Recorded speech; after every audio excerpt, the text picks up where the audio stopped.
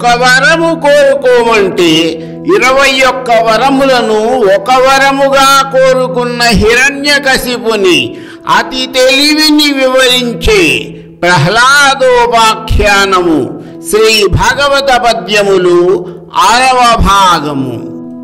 హిరణ్యకశిపుడు ఆచరించిన భీషణమైన తపస్సుకు ప్రత్యక్షమైన బ్రహ్మదేవుడు అతనితో, ఓ రాక్షస కులోత్తముడవైన హిరణ్యకశిప, నీవు ఆచరించిన ఉగ్రమైన తపస్సు ఇంతకు పూర్వం ఎవరూ చేసి ఉండలేదు, ఇక ముందు ఎవరూ చేయలేరు. ఈగలు చీమలు నిన్ను పట్టి చీల్చి చీము నెత్తురు కండలు తినేయడంతో ఉట్టి ఎముకల పోగులా మిగిలిపోయావు. అన్న పానీయాలను గ్రహించకుండా ఈ విధముగా 100 దివ్య సంవత్సరాల పాటు పట్టుబట్టి నీ ప్రాణములను ఎలా నిలబెట్టుకున్నావు? నీ ఘోర తపస్సుతో నన్ను మెప్పించావు. అత్యంత ప్రేమతో దర్శనం ఇచ్చాను. కావలసిన వరాలు కోరుకో, ఇస్తాను అని పలికాడు. తరువాత ఏమి జరిగింది? ఈ విధముగా పలికిన బ్రహ్మదేవుడు ఈగలు చీమలు కొరికిన ఆ రాక్షసరాజు హిరణ్యకశిపుని శరీరంపై తన కమండలములోని నీళ్లు ప్రోక్షించాడు. సృష్టికర్త అయిన బ్రహ్మదేవుడు తన పవిత్రమైన హస్తములతో పట్టుకున్న ఆ దివ్యమైన కమండలములో నుండి ప్రోక్షించబడిన దివ్య జలముతో తడిశాడు రాక్షసరాజు హిరణ్యకశిపుడు. వెంటనే అతడు గొప్ప తేజస్సు, బలం, సౌందర్యం, యవ్వనం పొందగలిగాడు. అతని దేహం వజ్రకాయమైంది, మెరుగుపెట్టిన బంగారంలా మెరిసిపోతోంది. బాగుగా ఎండిన కట్టెలలో నుండి వచ్చే అగ్నిజ్వాలల ఉజ్వలంగా ప్రకాశవంతముగా మెరిసిపోతున్నాడు హిరణ్యకశిపుడు.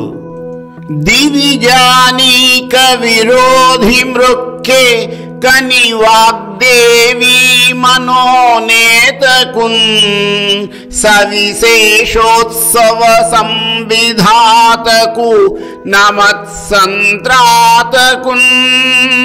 సత్తపో నివహాభీష్టవర ప్రదాతకు జగన్నిర్మాతకున్ ధాతకున్ వివిధ ప్రాణిలలాటలేఖన మహావిద్యానుసంధాతకున్.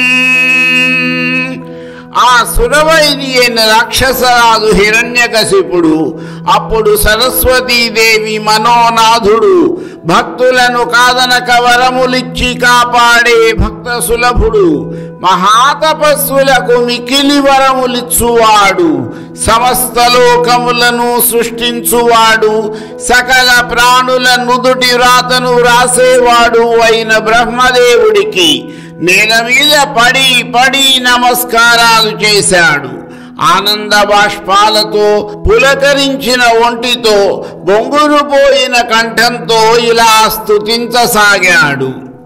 కల్పాంతమున అంధకార సంవృతమైన జగమునెవ్వడు తన సంప్రకాశమున వెలిగించు. 3 భంగుల రజసత్వతమో గుణ సహితుడగుచు కల్పించు రక్షించు కడపట ప్రహరించునెవ్వడు. ఆద్యుడు సర్వహేతువగుచు శోభితుండై స్వయం జ్యోతి అయ్యొక్కట విలసిల్లునెవ్వడు. విభుత మెరసి సమయమైన మానస ప్రాణ బుద్ధీంద్రియములతోడ ఎవ్వడ లఘు మహిమ నడరు. అట్టి సచ్చిదానందమయునకు మహిత భక్తిని నమస్కరింతు. బ్రహ్మదేవ, నువ్వు సూత్రాత్మవు, ప్రాణమునకు ప్రాణమవు, ప్రజాపతివి, ప్రజలచే ప్రార్థించదగిన వాడవు. మనస్సు, బుద్ధి, చిత్తము మరియు ఇంద్రియములకు అధిపతివి. భూమి, జలము, వాయువు, అగ్ని, ఆకాశము అనబడే పంచమహాభూతములకు ఆధారమైన వాడవు. వేదం అనే నీ శరీరముతో యజ్ఞయాగాదులను వృద్ధి పొందించువాడవు. సమస్త విద్యలు నీ శరీరమే. ఆధ్యాత్మికముగా అత్యున్నత విద్యలను సాధించిన వారిచే ధ్యానించబడువాడవు. బ్రహ్మ విద్యావేత్తల చేత ధ్యానింపబడువాడవు. పరమాత్మ స్వరూపుడవు, కాలస్వరూపుడవు కూడా. ఈ ప్రజల ఆయుస్సులను నశింపజేసేవాడవు కూడా నీవే.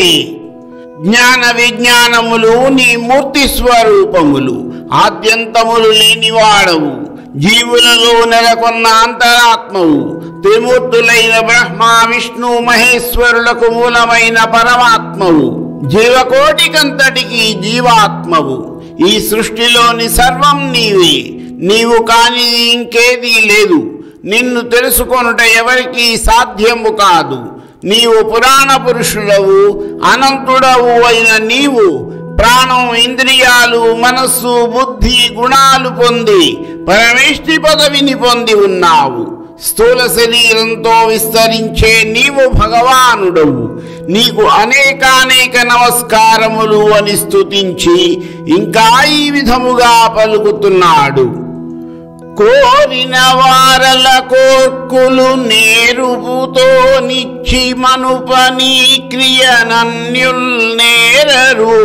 కరుణాకరనే కోరెదని విచ్చేదేని కోరికల భవా. దయాసాగరుడవైన ఓ బ్రహ్మదేవా, కోరిన వారికి కోరిన వరములను అనుగ్రహించి పాలించుటలో నిన్ను మించిన వారు ఇంకెవరూ లేరు. నువ్వు వరాలు ప్రసాదిస్తాను అంటున్నావు కనుక నేను నా కోరికలను కోరుకుంటాను.